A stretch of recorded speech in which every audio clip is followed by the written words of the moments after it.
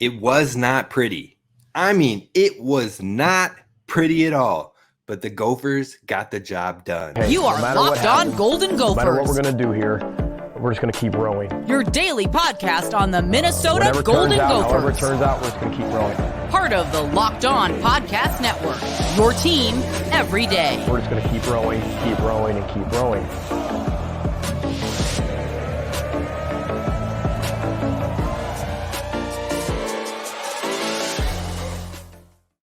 You're listening to Locked On Golden Gophers, part of the Locked On Podcast Network, your team every day. My name's Kane Rob, host of the podcast, former collegiate football video coordinator and recruiting assistant, here to talk Golden Gophers with you each and every day of the week, Monday through Friday. And we've got a recap here on a Friday to cover that Nebraska versus Minnesota roller coaster that we saw last night. Now, if that didn't tell you college football is back, I don't know what will. So be sure to hit subscribe over on YouTube and wherever you get the podcast and audio streaming. Be sure to leave a 5-star review so others can find it. We're going to talk about that game. We're going to recap what happened. We're going to talk about why the defense showed it has a ton of promise. And then we're going to talk about what needs to improve ASAP, because yesterday it was ugly. It was ugly. There were moments of brilliance. There was moments and flashes, but there were things that need to be improved not only yesterday, but immediately moving forward. So today's show is brought to you by Gametime. Download the Gametime app and create an account and use the promo code LOCKEDONCollege for $20 off your first purchase. Now, Gophers fans, I appreciate y'all for tapping in. And if you're new to the channel, I really appreciate it as well. But thank you to the everydayers who are tapping in each and every day. I love the feedback that we get from the listeners of the show that we meet at these events and at the different Gophers games and practices and what forth. Tristan sent me a text yesterday saying that a listener came up to him and absolutely told him how much he loves the show. And I believe he asked for a picture. Man, that's awesome. It is absolutely awesome. We love to interact with the listeners of the show because this is why we do it. We do it for Gophers Nation. So thank you for that. Keep tuning in, keep tapping in. Let us know your thoughts on this game in the comments. What was the most bizarre thing to you? What needs to improve? What was your favorite moment of the game? I want to hear it all down in the comments below. Now, I know there's going to be Nebraska fans in there as well, chiming in, probably talking about, but there should have been a false start. There should have been the touchdown that got reviewed that they still didn't call a touchdown. Look, there were missed calls all over that game. You're talking about that Daniel Jackson pass interference. You're talking about a huge holding call on that second down play in which Jeff Sims runs for almost a first down, and it goes from being second and 18, if they call that holding, to a 3rd and 1, I believe. So there were all sorts of missed calls all over. I get it. It's disappointing, but it was a great game, an ugly game, but a great Big Ten football game. But holy roller coaster Batman. I mean, we're talking about Nebraska and another one-score game. Now that they couldn't kick the can down the road anymore. They couldn't get on the other side of that result still. They end up with a loss there. But we saw glimpses from Ethan fighting through the pressure. That Nebraska defense was no joke. I will give that to you tenfold. They created so many issues, so many problems for that offensive line. And the offensive line was all over the place. It gave me more concerns than I had heading into this matchup. Now, will those be alleviated against maybe a non-3-3-5 defense? Maybe, but I still think there are holes to pick apart that offensive line right now, and it is my number one concern for the Gophers. On top of that, you've got Daniel Jackson, who drops 2 passes, which we haven't seen him do in quite some time. But then also, he's got toe drag swag and is a hero of the game. I'm telling you, the ups, the downs, this was pure entertainment. And then you're talking about the Nebraska touchdown was a trick play that turns into a broken play. That's a dang near fumble that turns into a touchdown. Like, it was so ugly, but it was so wonderful to have football back. Now, when we talk about the main points of this game, Ethan impressed me because it's beyond the box score, folks. If you looked at that first half and you looked at what Ethan was having to go through, he had a defender, probably 2 in the backfield on almost every given play. And I got some messages here and there where people were like, oh, maybe Ethan's not ready. Oh, Ethan doesn't look good. No, folks. If you are not just looking for highlights and you're not just looking for huge throws down the field, the decision making that he was making, having a defender blitzed into the backfield on almost every single play, and he was sidestepping and getting through his reads and making the check down. He was getting out on the move and finding an open man on a comeback route down on the sideline. He was throwing it out of bounds at times because there was so much pressure coming and no one was there. He wasn't putting the ball in harm's way, which is more than we can say for the opposing quarterback in Jeff Sims. Now, Jeff Sims, if he can rein it in, if he can stop throwing turnover-worthy plays, which we talked about heading into this week, we said he's going to have a few, and the Gophers need to capitalize on it. If they do, they will put themselves in good position. So Jeff Sims helped this team out a lot. Now, he also tore this team up on the ground, especially in the first half. But the passing for Nebraska was a struggle through and through. Now, credit to Nebraska because, we joke about same old Nebraska, losing one-score games, tale as old as time. Like, wow, nothing's changed. Same Nebraska. It's not, folks. That defense for Nebraska was nasty. It was the truth. There were stunts, blitzes, pressures coming from every which way. I'm surprised they only had like 2 or 3 sacks on the game. But overall, the different combinations of looks they gave our offensive line had them in a tizzy. So credit to the Nebraska defense. Ethan Kaliakmanis was asked in the presser yesterday after the game about that Nebraska defense and the difficulties it maybe gave him with the looks and the pressures that they had. And he said nothing but credit and love for that Nebraska defense and that their scout team helped prepare him for things like that. But man, oh man, shout out to that defense. I think they're going to give a lot of teams problems. People might be like, oh, Minnesota's offense looked terrible. And it did at times. I'm not going to lie to you. I'm not going to hold that back.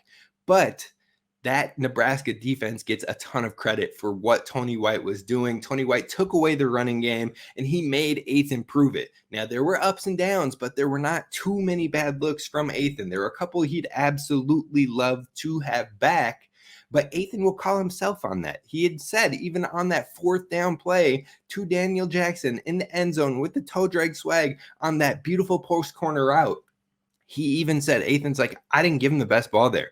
Daniel Jackson went out and made a play. I can acknowledge I didn't give him the best ball. It should have been more inside. Look, Ethan will take his own self-criticism and look to improve. He's going to be the first player to call himself out. So I was impressed with the maturity, the leadership, the swagger I saw from Ethan Kaliakmanis in a game of that caliber. In fact, Coach Fleck brought up the Iowa game from last year and said, this game reminds me a lot of that Iowa game, but instead of the ball getting deflected off of our players' hands and tipped up into an interception at the end of the game, we ended up on the other side of it. And our players could have went back mentally to that Iowa game and how it didn't work out and think of all the ways things could go wrong, but they did not hesitate. They did not doubt themselves. They only thought about, we are going to win this game. So I love the fight. I love the mentality from the Gophers team in this one. Now, again, it was an ugly game, but it was Big Ten football through and through. Now, you talk about our keys to victory that we had entering the game. We said score early. Not so much of that. It was a 0-0 game through the first quarter. Halftime, it was 3-0. So that didn't happen either way. Now, these were the keys to get a comfortable win versus Nebraska. So we didn't score early, and it showed. Then on top of that, we said use the quick passing game to help alleviate the pressures of the 3-3-5 defense. Now, it looks like they did. And Gophers fans, we cannot complain about not running the foot or not passing the football after yesterday's game. Now Gophers fans are like, we need to run the football. Why can't we run? I get it. That run game was tough yesterday. But Ethan passed the ball 44 times yesterday. 44. When's the last time you have seen a Gopher quarterback do that? I can tell you it's been quite a while. So what I am saying is that this team's going to do what it has to do. It definitely leaned into its strengths when it came to the personnel, when it came to the passing, and we saw it on the field. Now, Ethan can still get better in that completion percentage. I think that's going to need to happen. But for most of the game, through 3 quarters, he was probably sitting in that mid 60% completion for most of it. Now, as we got into the fourth and we had to start taking more shots and we had to start going for it on 4th down, That's when things started to tick down a bit, when we're making some drops and things like that. But overall, I did like what I saw for the most part. And then the final key to victory that we had was slowing down the run game for Jeff Sims. Jeff Sims was eating us up in that first half. I believe that he had about 60 to 70 yards rushing in that first half. I said Minnesota in my notes has to find a way to stop Jeff Sims as a runner. Now, in that second half, Jeff Sims only had about 20 rushing yards, so they definitely slowed it down. I don't know if they necessarily took it away, but the other notes I had to wrap up that first half was, if you look at the box score, you're going to think Ethan looks meh and he isn't doing anything special, but the decision-making, getting outside the pocket, eyes downfield, making throw outs or keeping the play alive, I was truly impressed with what was going on. My final note for the halftime was, can we get our tight end involved? Now, I want to talk about this game even more. We're going to talk about the Gophers defense and what we learned in this one coming up next. But first, we have to talk about our friends over at Gametime. Now, Gametime has killer deals and on last-minute tickets, and you can find them at gametime.co. And their best price guarantee is everything I live for, because you can stop stressing over tickets and start getting hyped that you're about to have a good time, whether it be sports events, whether it be concerts coming to your town. It's the fastest growing ticketing app in the country for a reason. You can get images of your seats before you buy, so you know exactly what to expect when you arrive. On top of that, you buy tickets in a matter of seconds. It's just 2 taps and you're set. Tickets are sent directly to your phone, so you never have to dig through your email. Snag the tickets without stress with Gametime. Download the app, create an account, and use promo code LOCKEDONCollege, all one word, no spaces, for $20 off your first purchase. Again, terms apply. Again, create an account, download the Gametime app, and redeem code LOCKEDONCollege for $20 off. Download Gametime today. Last minute tickets, lowest price guaranteed. All right, Gophers fans, thank you so much for listening to Locked On Golden Gophers and making us your first listen when it comes to Gophers daily sports. We've got you covered, and we're going to talk about the games. We're going to talk about the breakdowns and all that and more. We're talking about the defense in specific to kick off segment 2.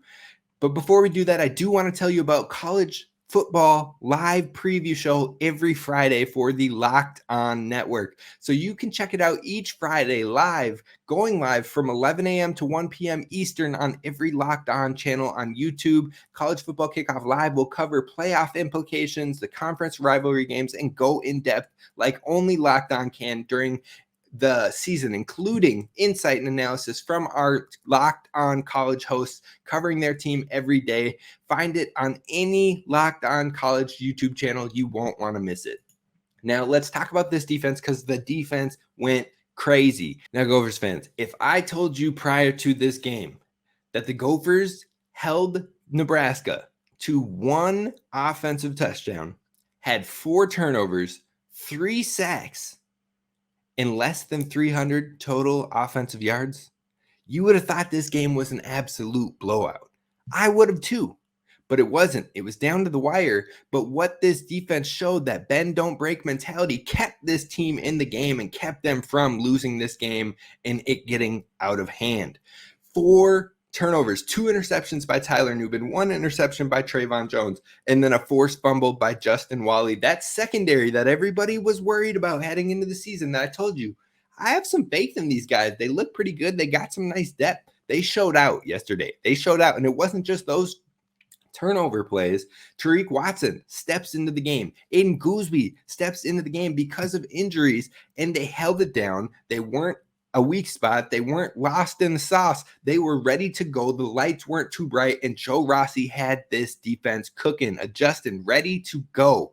Joe Rossi had these guys right and making adjustments. Tyler Nubin said in the presser after the game that it wasn't anything new. They looked at everything they did this fall camp because they were taught and trained and coached on different things that they might try out, different things that they'll need to be ready for the season. It might not be game 1, but they've practiced things that they might need down in game 12 versus Wisconsin, and game 11 versus Ohio State, and game 6 versus Michigan. Things that they might need to do because of things they might see in this upcoming season. Now, they were able to adjust on the fly. They'd come back on the sidelines, and all of a sudden, Coach Rossi would be like, we need to change to this type of look because we're seeing this.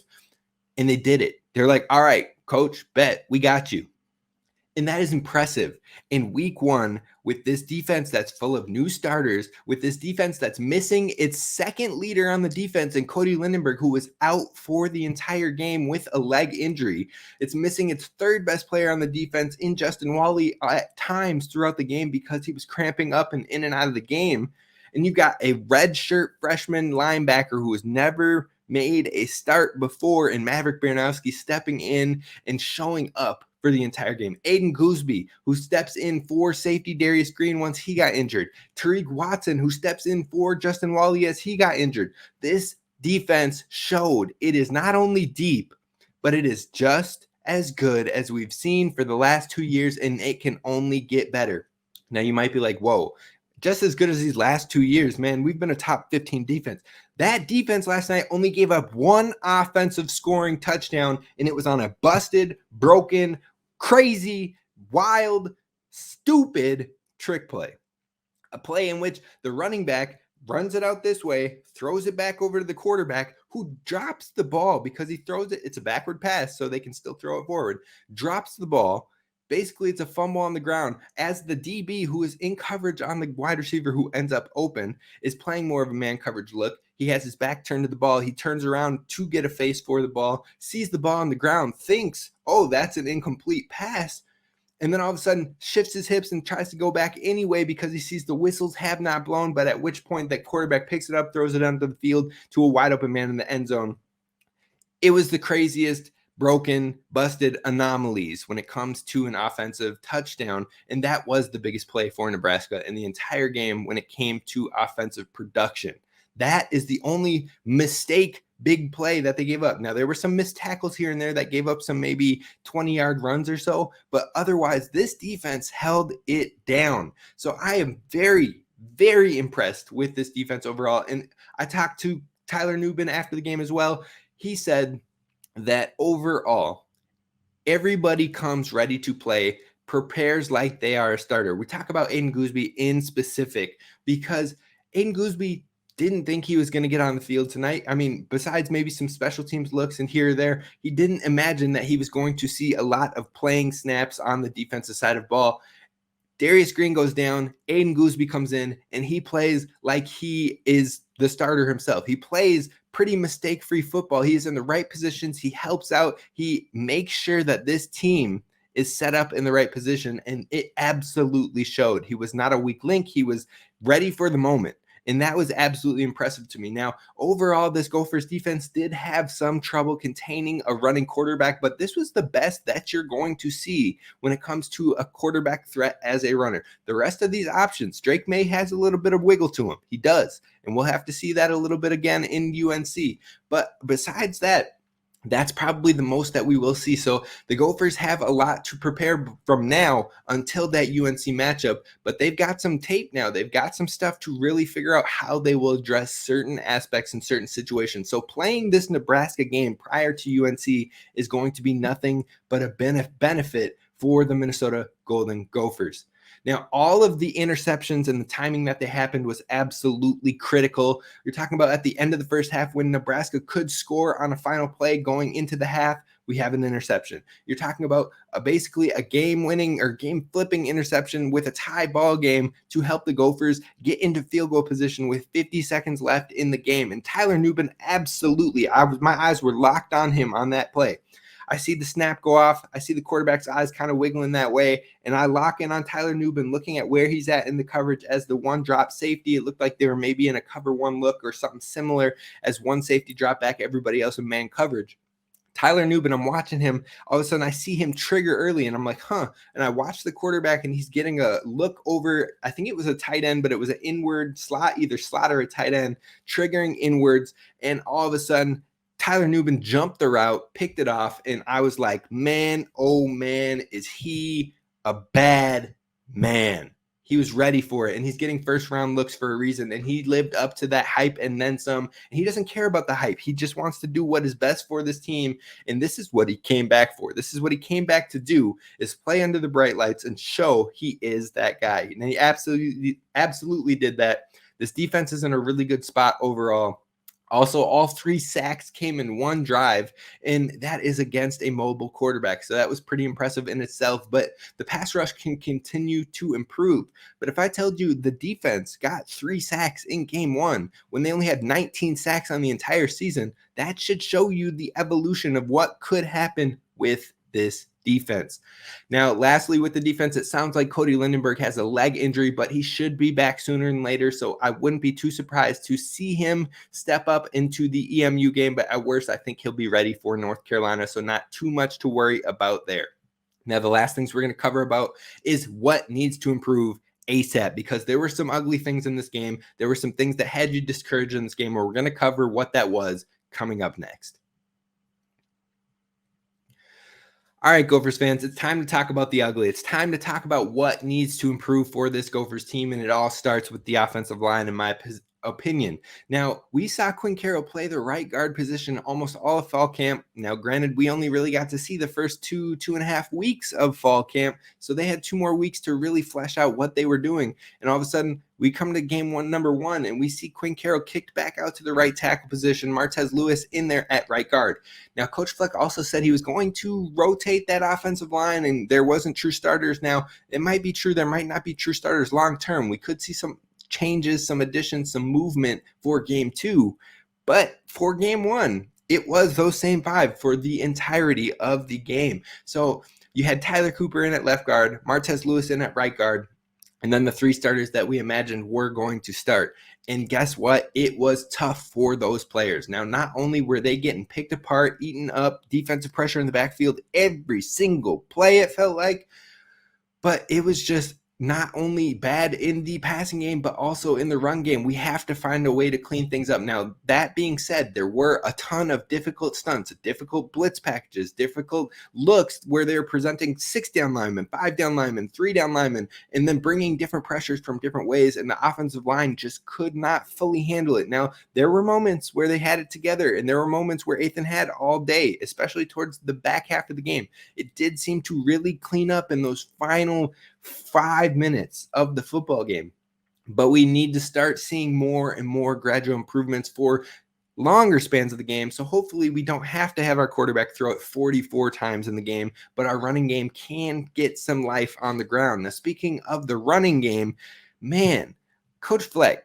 why did we not see more of a Darius Taylor, more of a Zach Evans? Now, I get that you want to keep veteran players in for that type of matchup, a Big Ten matchup under the lights, nationally broadcast, because you don't want to have simple mistakes, silly errors, or anything like that. But the ground game was so dead and so beat up.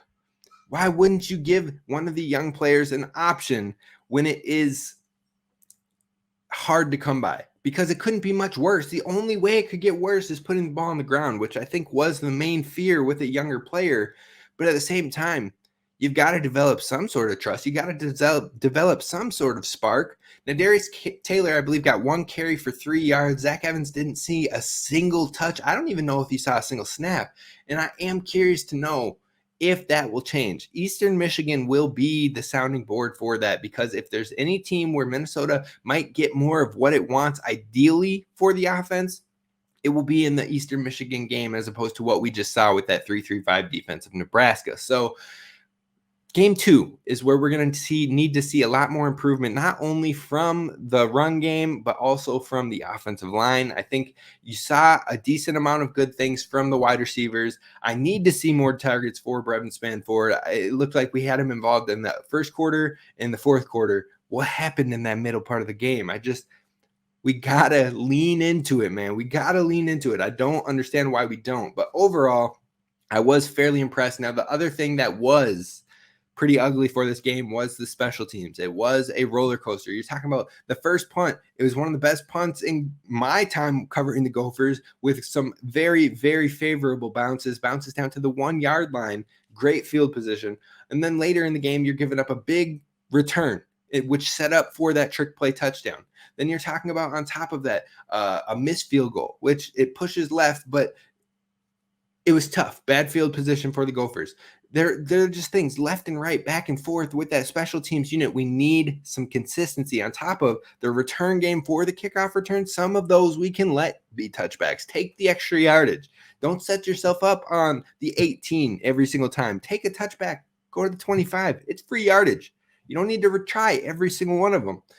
Now, overall, this offense needs to still find its rhythm. We found out Coach Harbaugh is the play caller. He is the play caller, and Coach Fleck gave him credit in the presser after the game. Now, many fans will be like, why did he give him credit? The offensive play calling was terrible yesterday. Again, this defense was the real deal. All credit to Nebraska's defense. Now, that doesn't say that the Gophers don't need a lot of improvement, because they do. They do.